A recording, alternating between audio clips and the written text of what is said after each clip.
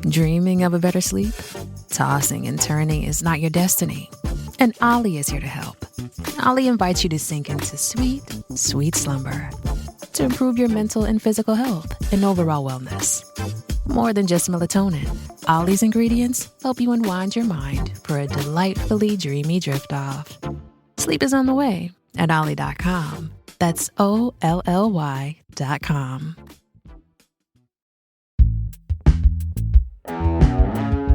Today on CityCast Boise, the economy is really weird right now, and how is that impacting local artists?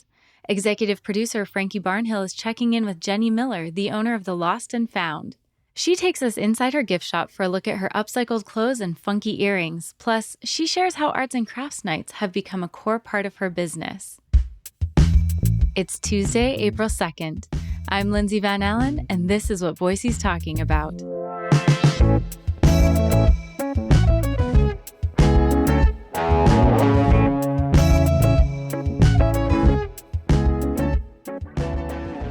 Jenny, thanks so much for coming on CityCast Boise. Yay, I'm very excited to be here. I'm excited to have you because your shop is so cool.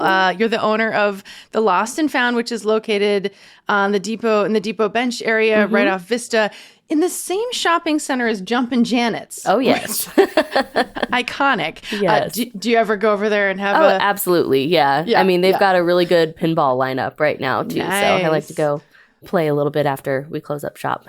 That's so perfect. Well, in your business, for people who haven't been there, it's really focused on selling locally owned goods, handmade jewelry, vintage clothes, craft stuff, all these different things. You opened in 2021, though, which I'm just like, how did you do it during COVID? It was basically like a combination of all my side hustles. So I've been making jewelry and selling it since 2006 at just small markets and other shops that did consignment mostly. And so I kind of, through the pandemic, I worked retail also, which was real challenging in downtown Boise. Yeah. So I just kind of was tired of working for other people, had always wanted to own my own store. I had been saving money with my husband and kind of realized that owning a home was not in our future, near future anyways. So we decided to take some of that money that we've been saving up and invest it into a business instead. And that's kind of where it came about. Wow. This is so interesting. I just feel like it's so worthwhile to sit and talk with artists and makers like you on occasion because, we have so many conversations with like people involved in politics and people involved in environmental issues and people involved in housing and all these different things. And it's like, but how are the artists doing? Because I'm just always curious and hopefully it's a good story, but we are going to talk a little bit about some things that might not be so great. So how is your shop doing now? I saw an Instagram post about how you're not able to be open on Mondays and Tuesdays anymore. Yeah. So Mondays we've always been closed. Okay. But Tuesdays, I think for a couple years now, we've been open on Tuesdays. It was my previous location. So just last year was okay. And I mean, this January was, to be quite honest, brutal. Was it? Sales wise. Oh, interesting. And I'm hearing that pretty much across the board from other small business owners that I know. And I just kind of had to figure out where to cut back. And so far, I mean, people are really receptive to small businesses making changes kind of on a whim. And, someday we may need to close early. And so I feel like our clientele is pretty receptive. And it doesn't deter them. They'll be like, oh my God, they closed early one day, I'm never going back. Right. So. Yeah. And that's the thing. I mean, Boise, it seems localism is important to a lot of people and supporting local shops and really getting out there. But at the same time, like we do hear about like really cool, rad places that end up having to close their doors officially someday. And hopefully that never happens to you. Or if you do, it's because you want it to. Yeah. But what are the main...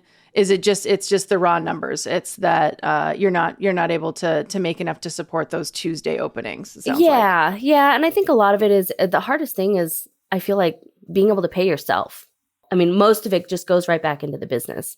But like to actually have extra money to pay yourself is really probably one of the more challenging aspects of self-employment, I guess. Just mostly in the retail world, I feel like, just because there's so much overhead involved in owning a brick and mortar. Yeah, having the location and everything. How is that location though? Because it's kind of cool that you're on the bench. Like most of these shops, like I think of like Bricolage, which was open. I love that store. Yeah, I miss it still. It was in downtown, and a lot of other similar kind of like gift shops / maker spaces. That have been in downtown. But you chose to be on the bench. Tell me what went in that decision and how it's going.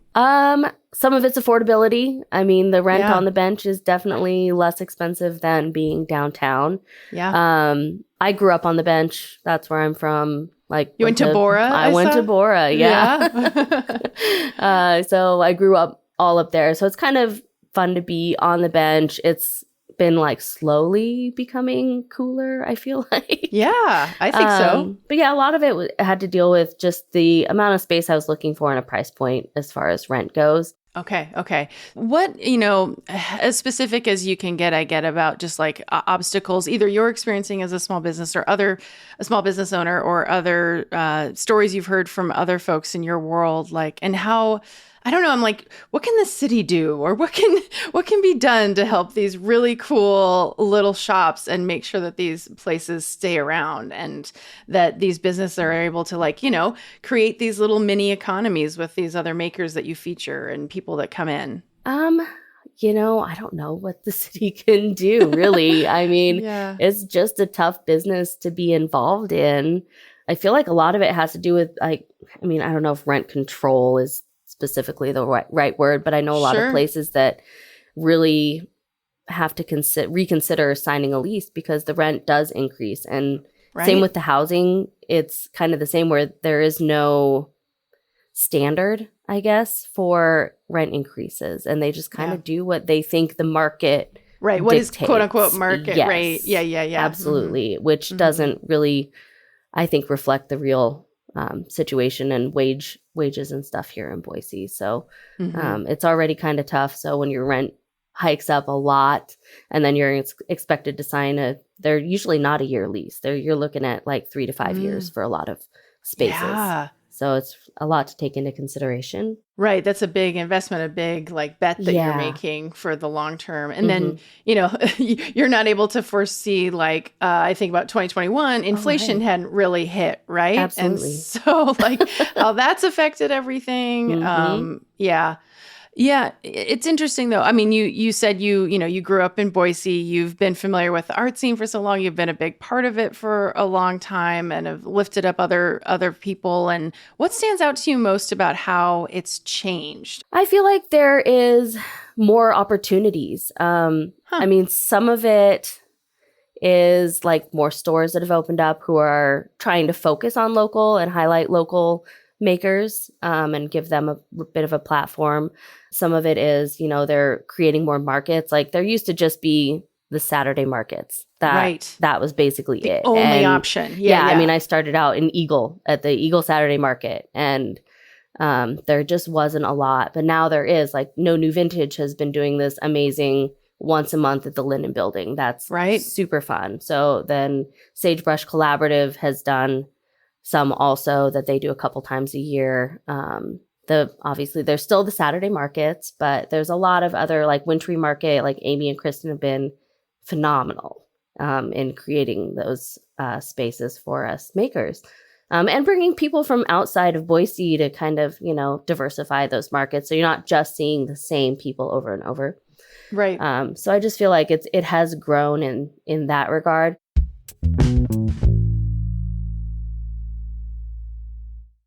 This episode is brought to you by ShipStation. If you run an e-commerce business, you know how much work it takes to produce something great while dealing with complicated shipping issues. That's why over 130,000 companies have turned to ShipStation, an innovative tool that allows you to focus less on shipping and more on building your brand. With ShipStation, you can manage orders, label printing, reporting, and customer service on one easy-to-use dashboard.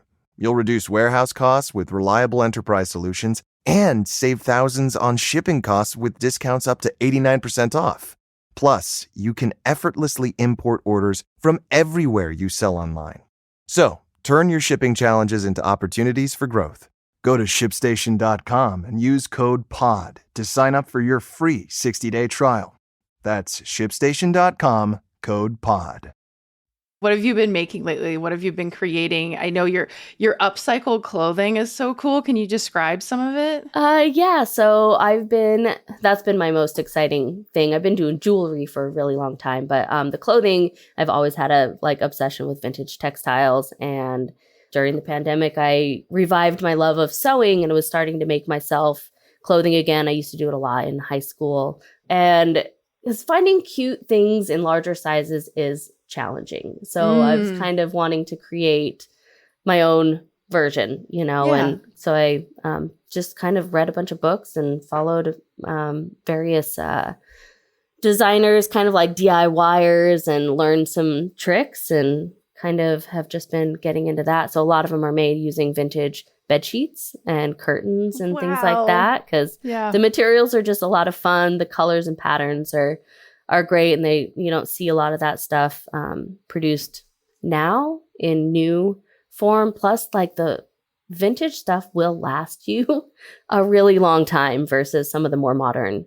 materials. Yeah. I mean, we've seen that, oh my God. I mean, fast fashion's always been horrible, but it's just gotten even worse. Yeah. Just absolute trash. Things falling apart at the seam immediately. Yeah. You wear it once or wash it once and it's gone. Compared to the stuff that you're selling and able to recreate, I think, using quilted kind of materials with some of your sweaters, the shirts. Are there some that are made out of towels? Yeah, a lot of them are towels. Yeah. Oh my gosh, it's so fascinating. It's so cool. And it's unique, and it's also that's the other thing is you actually create stuff that people can express themselves in, because it's not just cookie cutter anything else that you could find anywhere.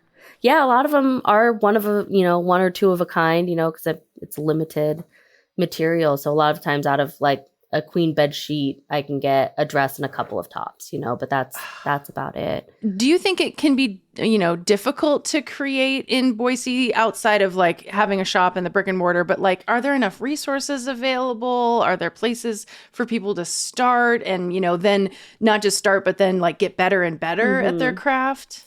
I feel like that's also a way that has grown in Boise. There are so many places to take classes now. And if you want to kind of just try something out or revive an interest from your past, a class is a really good way to do that. The Catalyst Arts Collaborative has a huge variety of classes. So they're a really good resource. There's also Domestika online. They're all online courses, and it's kind of nice because then you are given a specific project. So it kind of walks you step by step visually through a specific concept of, there's a lot of sewing ones on there too. I took one for my laser and another one for an upcycled blouse because I wanted to try a different sewing technique. But there is I don't know if you've heard of the reuse market. It's upstairs at Neon. So that's a fabulous, fabulous place to go. If you want to try something out and you don't want to spend $150 on tools and supplies for this thing that you're not sure is going to last, your interest, and you may hate it. So you can go there and pick them up for, pennies. There's so thread smart. And fabrics and all the tools, and there's knitting needles galore and patterns and books, and just it's pretty incredible, and it's all donation based. So that's above the North End Organic Nursery. That's in Garden City on Chinden. Yeah, that's so smart because, that's one of my barriers is well, I actually don't have a sewing machine. Can I, borrow or rent or think about tools that I can use that if it doesn't go well, then I don't have it just sitting in my in a box in the bottom of my closet for forever. So I understand the Lost and Found, you host craft nights. Tell me about those. Yeah, so we've been doing various craft nights. We've been doing a lot of collage nights. Those are pretty loose. They're not really guided. It's because collage is just a fun free for all. You can make a vision board. You can just pick a color. It's very, very easy to kind of just throw something together and have fun doing it with some scissors and glue. So I also teach a pom-pom making class. I make pom-pom hoop earrings that are cute. A lot of fun. You may have seen them around. Yep. They'll be down at Tree Fort again this year. We're doing a festival accessories course so I make these really fun, like extravagant headbands with flowers and pom-poms and like sparkly bits and all of that. So I'm kind of walking people through how to make those, or you can choose a pair of sunglasses to bedazzle. It's a lot of hot glue and glitzy parts. It's a lot of kind of just doing a mixture of more guided and then a little more free form, kind of just to spark some creativity. Trying to do those because that was always the original concept. Many years ago, I wanted to do this store and have classes, and obviously 2021 was not ideal for hanging out with strangers around a table. So we're finally at a spot where I wanted to introduce that and kind of split up the store and do a little less retail and then bring in more activities and just kind of get people together to hang out and have a glass of wine, some snacks, and craft.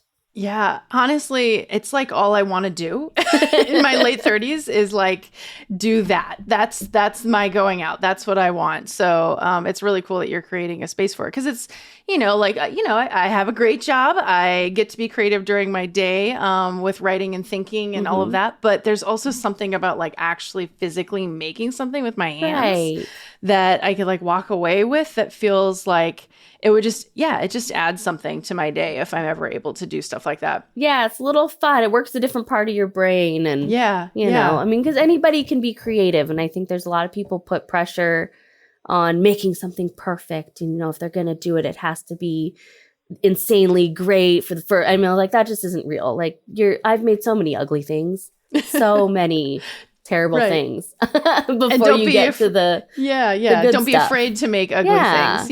They can still be fun. I have some crappy pictures hung up and I'm like, that's where I was and here's where I am now. It's nice to see the progression. If you were to give a young maker or maybe an old maker, somebody who's just getting started and wants to try to make this a business, whether it's a side hustle or a full-time thing, do you have any tips or advice you would give them as they get started? You just kind of have to go for it. Find some of these local markets. There's a lot of them that are willing to take on like new makers and kind of do some research. Don't price your stuff too low. That is one thing I really wish somebody had told me from the beginning I was selling things for $5 that definitely should not have been, that cheap. So, just, value your time and really think about, your material costs. And a lot of it's your time. Like you spend so much time learning your technique and you should be able to get paid appropriately for it, Jenny, thank you so much. This has been such an interesting conversation. And good luck with your store. Good luck with everything you're making. It's all so cool. We'll definitely link to your Instagram in the show notes for people to check your stuff out. All right. Thank you so much.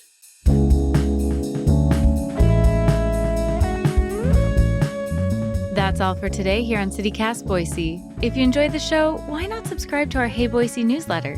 We'll be back tomorrow morning to discuss how a TikTok ban would affect Boise. See you then.